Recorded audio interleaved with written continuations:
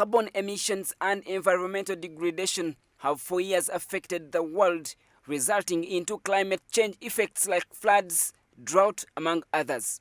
The continued greenhouse emissions have since become a center of discussion around the globe, and heads of states continue to scratch their heads trying to find a way to get rid of air emissions.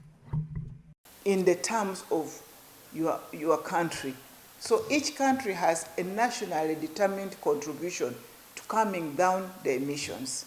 Uganda, we have also outlined, we have offered what are we going to do.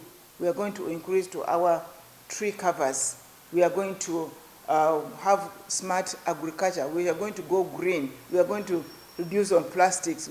We have committed ourselves that combined in different sectors, majorly agriculture, even energy, we are going to use the energy savers. We're not going to use things which will increase emitting the greenhouse gases. This has seen nations come up with carbon credits, which began as part of the 1997 UN Kyoto Protocol, where countries signed the first international agreement to cut carbon emissions, which introduced trade in carbon credit.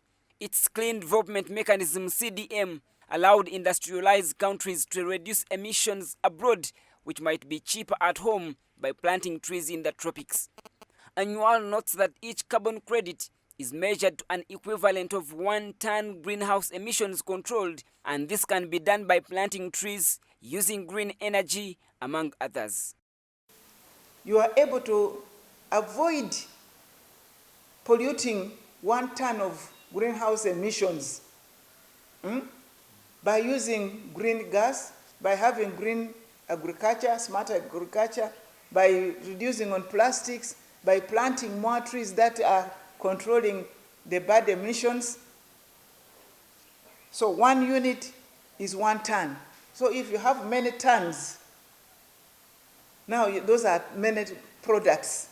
Africa emits the least carbon in the air, and Uganda alone emits just about 1% of global emissions.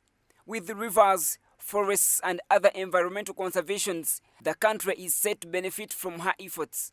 As trade in carbon credit increases at global market, Ugandans have been urged to take part in planting trees before it's too late. Annual describes carbon credit as a cash cow. We need to explain to our people to start understanding that it is no longer viable for you to cut every tree you have. You must protect it, you must plant more of those and prepare for it to be quantified and valued so that you can earn from the carbon credit. It is a cash cow out there. It is money waiting. It is said that countries like Gabon, whose forest cover is estimated at 88%, have already started to benefit from the untapped global market. Gabon is said to have sold $2 billion worth of carbon credit by November 2022. This, according to Beatrice Annual, can be easily achieved if Ugandans plant especially fruit trees. These can both give short-term and long-term benefits. So, as the ordinary person is earning from the avocado, the junk fruits, and the coffee beans, then he waits to get money from the carbon credit. It's double. It is said there are fraudulent people aware of the market benefits who have already asked many people to plant trees eyeing these benefits. These are said to offer farmers seedlings and small money, and in the end take over their forests, which are sold at the global market at huge costs. This is said to be made worse by the lack of technocrats and experts in carbon credits in Uganda. However, the minister says they have embarked on developing policy guidelines that will regulate the sector so that Ugandans can benefit from carbon credit. Don't be deceived to sign an agreement with any person coming out from outside this country that I'm going to give you money, I'm going to facilitate you to plant more trees, and then you'll be earning money. How much money? Huh? You don't know anything about carbon credit. You are being taken advantage of. But government is stopping that. Go slow. We are going to come up with this regulation very soon. We are going to guide the country, and then people are going to engage into partnership basing on available guidelines, and then get value for money. Uganda's national determined contribution is to reduce carbon emissions by 24% by the year 2030.